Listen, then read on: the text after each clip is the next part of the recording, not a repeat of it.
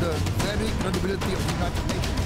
Therefore, Indonesia once again reiterates the two-state solution in the Palestine problem.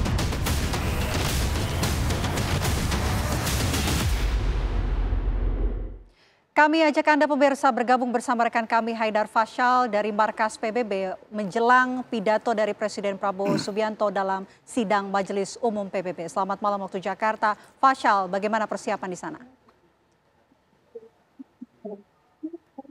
Ya baik Vena dan juga pemirsa, saat ini saya tengah berada di dalam ruangan debat umum sidang Majelis Umum Perserikatan Bangsa-Bangsa, di mana kalau Vena dan juga pemirsa bisa lihat mungkin di belakang saya juga sudah ramai sekali para delegasi dari berbagai negara yang hadir. Total, Vena dan juga pemirsa, ada 193 negara anggota Perserikatan Bangsa-Bangsa yang hadir mengikuti sidang Majelis Umum pada hari ini di Markas Besar PBB di New York, Amerika Serikat. Dan informasinya 142 di antaranya ini adalah diwakilkan oleh kepala negara ataupun kepala pemerintahannya. Saya akan memberikan laporan sambil memberikan visual saat ini kepada pemirsa di rumah. Sebentar.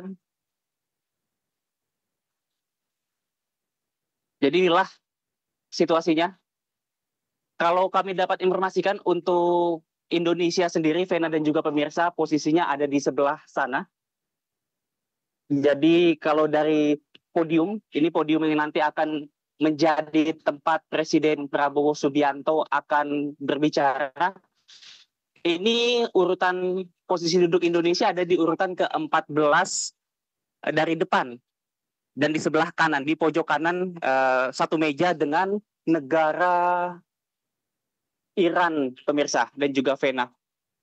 Adapun untuk posisi duduk memang kami dapat informasikan ini jadi bukan kebetulan ataupun bukan dipilih dari Perserikatan Bangsa-Bangsanya sendiri, melainkan untuk posisi duduk ini dipilih ataupun diundi untuk bagian depan. Bagian depan itu di bagian sana. Dan untuk undian bagian depan yang mendapatkan undian adalah negara Niger. Nah, selebihnya untuk kesampingnya itu mengikuti alfabet, Vena dan juga pemirsa. Jadi Niger lalu juga negara sebelahnya yang memang berurutan secara alfabet nama negaranya, yang kemudian membuat Indonesia jadi berada di bagian urutan ke-14 di sebelah kanan. Kami juga dapat informasikan bahwa saat ini informasinya Presiden Prabowo Subianto juga sudah tiba, Vena dan juga pemirsa, di ruang sidang, maksud kami di Markas Besar PBB ini, dan saat ini sedang menunggu di ruang VVIP bersama dengan sejumlah kepala negara lainnya tentunya.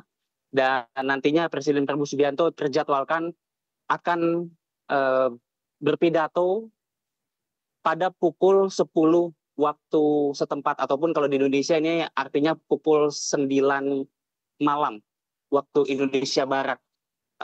Adapun nantinya ini untuk sidangnya sendiri akan dimulai pada pukul 9 waktu setempat, Vena, artinya sekitar 10 menit lagi nih sidangnya akan dimulai dan akan dibuka oleh sambutan yang akan disampaikan oleh Sekjen dari PBB, ini adalah Antonio Guterres, lalu juga dilanjutkan oleh Presiden Sidang Majelis Umum, yang kemudian nanti kemudian barulah dimulai pandangan ataupun pidato yang disampaikan oleh berbagai kepala negara. Presiden Prabowo Subianto dalam hal ini memiliki ataupun mendapatkan urutan ketiga setelah Presiden Brazil dan juga Presiden Amerika Serikat Donald Trump.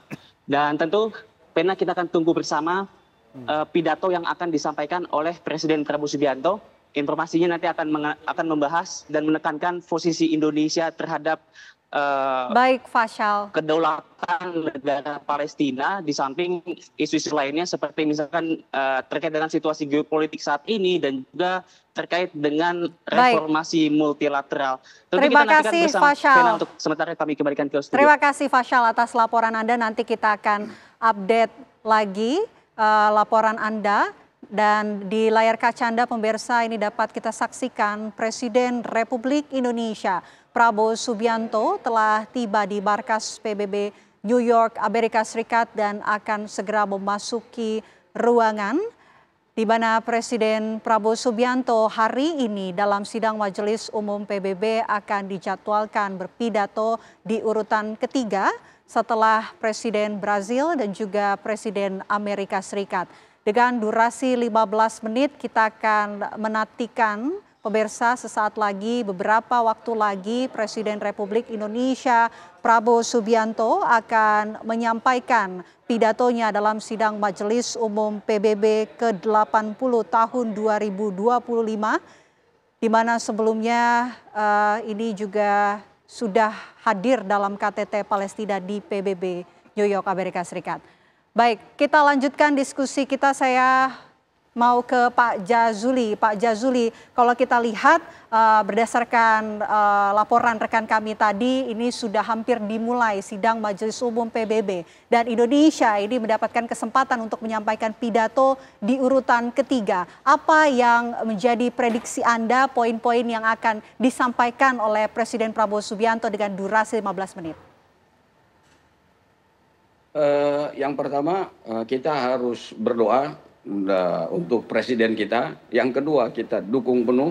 Yang ketiga, yang disampaikan saya kira tidak terlalu jauh dalam konteks Palestina. Selain mungkin dia akan bicara tentang juga ekonomi secara global, tentang keamanan secara global, tentang grand ekonomi dan segala macam itu. Saya kira akan titik berat fokusnya juga ada pada persoalan Palestina. Nah, kita berharap apa yang disampaikan oleh Pak Prabowo itu masih sejalan. Semua bahkan bertambah negara-negara yang ikut di KTT itu. Nah, terus kita berharap juga menjadi resolusi seperti yang Pak Dubes sampaikan tadi. Kemudian resolusinya ini bisa dilaksanakan. Nah, ini yang paling penting. Ya, harapan kita ini bisa dilaksanakan sehingga selesailah persoalan Palestina, stoplah seluruh genosida dan pembantaian terhadap anak kecil dan ibu-ibu yang tidak berdosa. Kemudian Palestina menjadi negara yang merdeka, maka dunia ini akan terbangun dan tertata dengan damai, aman, tentram, dan nyaman bagi seluruh umat manusia. Oke, Prof. Makarim, bagaimana kemudian Anda melihat jalannya pidato yang nanti akan disampaikan oleh Presiden Prabowo Subianto? Kita dapat urutan ketiga, Pak. Ya, saya rasa ya Presiden Prabowo Subianto itu akan menggunakan kesempatan ini untuk menjelaskan sekali lagi posisi Indonesia berkaitan dengan masalah-masalah global, utamanya masalah Palestina. Ya, Presiden Prabowo Subianto akan mengatakan mengenai Indonesia akan dukung two-state solution, dan kita ingin menyatakan bahwa kemerdekaan Palestina tidak hanya merupakan suatu cita-cita, tapi ini akan menjadi realitas, ya, mengenai hal itu. Dan kedua yang saya juga akan gambarkan bahwa Pak Prabowo juga ingin menggambarkan juga mengenai bagaimana pentingnya bangsa-bangsa di dunia ini untuk menjaga apa yang disebut multilateralisme. Multilateralisme itu adalah suatu posisi bersama yang dilakukan secara bersama-sama, tidak dilakukan secara unilateral. Ya, sekarang kan kita melihat banyak gagasan-gagasan atau langkah-langkah yang diambil secara unilateral, dan itu berbahaya. Kenapa berbahaya?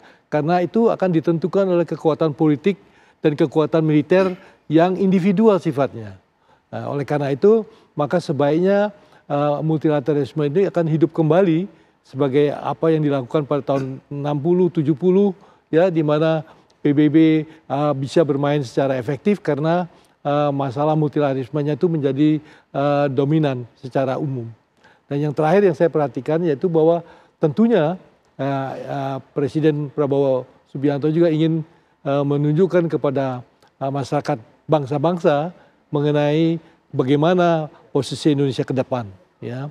Nah, ini juga disampaikan, ini juga kebetulan merupakan satu-satunya kesempatan setelah 10 tahun, ya, Presiden Prabowo Subianto itu bisa bertemu dengan masyarakat nasional di PBB, dan ini baik sekali ya untuk bisa menyampaikan juga posisi Indonesia secara konkret, ya, agar supaya kita bisa diterima sebagai leader daripada Global South dalam masa-masa yang akan datang.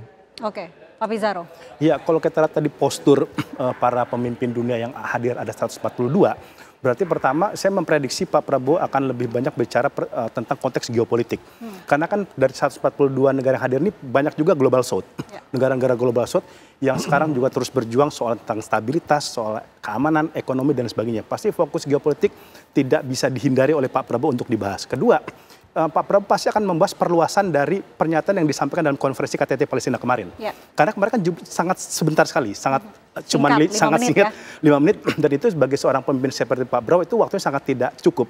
Maka Pak Prabowo prediksi akan memperluas tentang gagasan-gagasan dia mengenai tadi two-state solution, penghentian genosida Gaza, penjajahan, dan kemudian upaya untuk mengirimkan bantuan kemanusiaan. Kemudian yang terakhir juga menarik Mbak Vena, kita postur menteri-menteri yang dibawa nih. Ini itu ada Pak Sugiono, Menteri Luar Negeri, ada Pak Julhas, Pak Rosan, ada Pak Pigai, Pak Natalius Pigai dari Menteri HAM. Nah, isu-isu HAM dalam negeri tampaknya juga pasti udah disiapkan, diantisipasi nih. Apalagi kemarin kan kenapa membawa menterinya juga itu kenapa? Hadir dalam kasus forum Papua misalkan, kemudian kasus Agustus segala macamnya. Ini yang kira-kira disiapkan diantisipasi Pak Prabowo jikalau negara-negara yang selama ini mendukung Israel kayak Pasifik misalkan, Papua Nugini itu kemudian menyerang isu ini. Gitu ya. Jadi dari postur para pejabat yang dibawa ini juga kita bisa prediksi bahwa arah Pak Prabowo juga sangat menguatkan tentang aspek HAM. Tapi sekali lagi sama kayak tadi Pak Dubes, Pak Jazuli, ini kita angkat topi lah.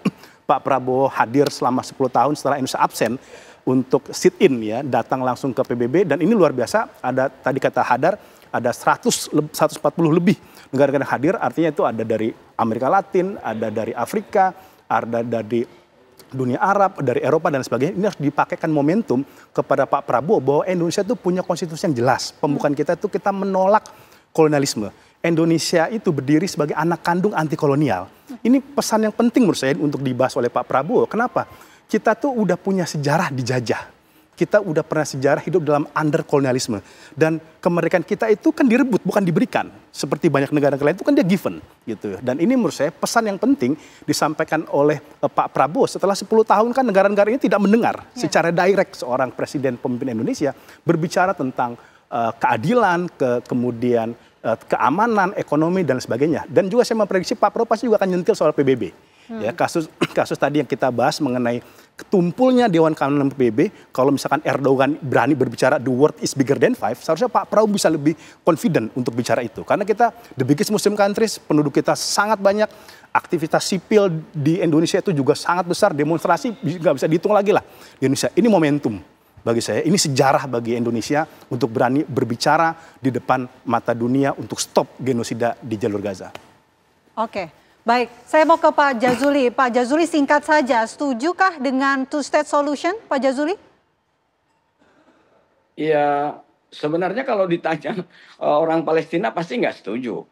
Tapi ini kan kita lagi mencari solusi, bagaimana agar Palestina ini kan cepat merdeka. Ya kan, jadi salah satunya ya inilah bagian dari yang namanya diplomasi politik. Ya, jadi bagaimana caranya supaya bisa merdeka dulu ini negara Palestina. Jadi masalahnya sekarang itu bukan persoalan setuju atau tidak setuju. Sekarang bagaimana Palestina bisa merdeka dan apa jalan yang bisa ditempuh untuk mewujudkan kemerdekaan Palestina itu. Prof. Makarim, singkat saja. Itu salah satu jalan keluar untuk menyelesaikan sengketa Palestina yang sudah mulai terjadi 70 tahun yang lalu. Ya, jadi satu-satunya jalan adalah dua negara hidup berdampingan secara damai, ya, dan itu merupakan suatu kenyataan yang harus diterima lah. Oke, Pak Pizarro. Iya, tantangannya ialah apakah Israel itu setuju terhadap kemerdekaan Palestina. Ini menurut saya konteksnya beyond dari kita bahas tentang two-state solution sudah atau tidak, tapi yang menjadi urgensi kita sekarang bagaimana mendesak Amerika dan Israel untuk memberikan kemerdekaan bagi bangsa Palestina.